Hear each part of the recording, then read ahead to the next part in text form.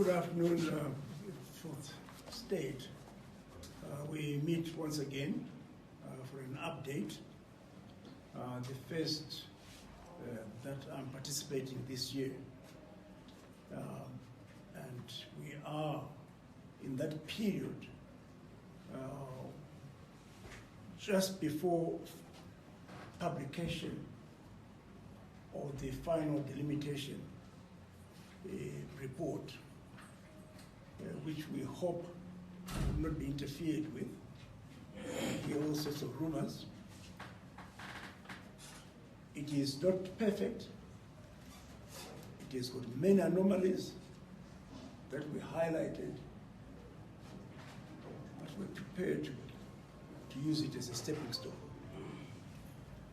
Before I invite Honorable Sibanda to deal with the issue at hand, the Electoral Amendment Bill, let me just take you back down memory lane and in a way tackle on some of the issues that Ostalos has referred to.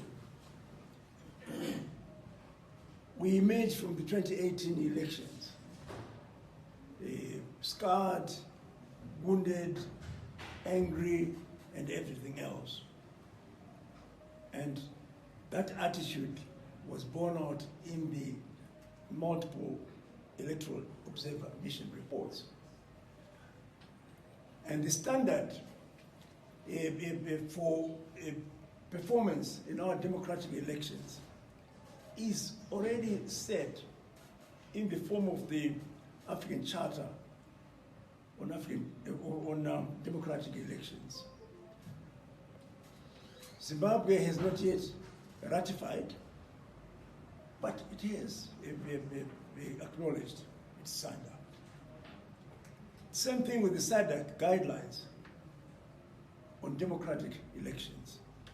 These are important documents which are not imported, but which we choose to selectively implement.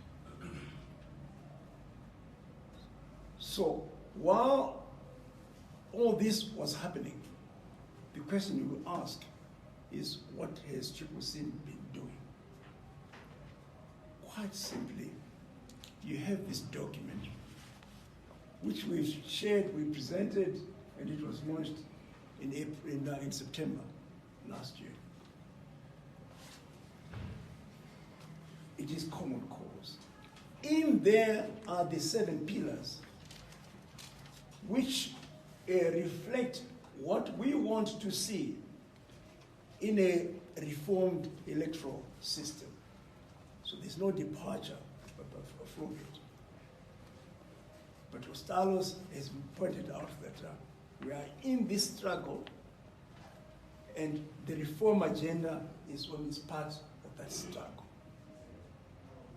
But we are in this struggle to win the next election, irrespective of what they may do, and we know they're doing a lot. There have also been inter-party consultations behind the scenes, some of which you may or may not know, some of which may appear in the bill that Honorable Sibanda will talk about. But what is important is that which we want ourselves to see appear, even if it does not appear because of the strength in numbers, but there's strength in quality as well. The other aspect which has occupied CCC is building the movement, which we are delighted that it has permeated the fabrics of society in both rural and urban areas.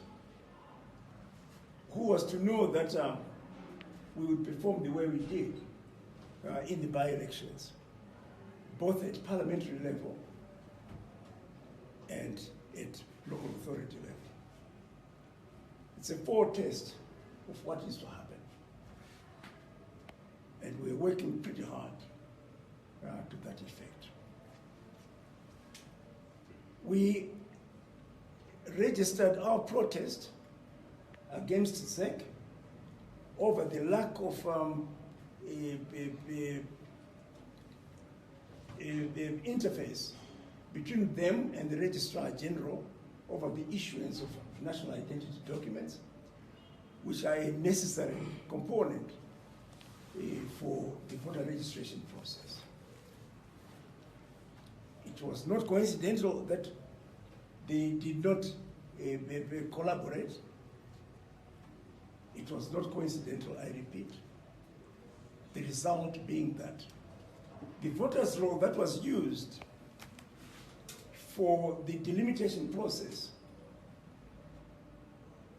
is way below the potential that it could have been.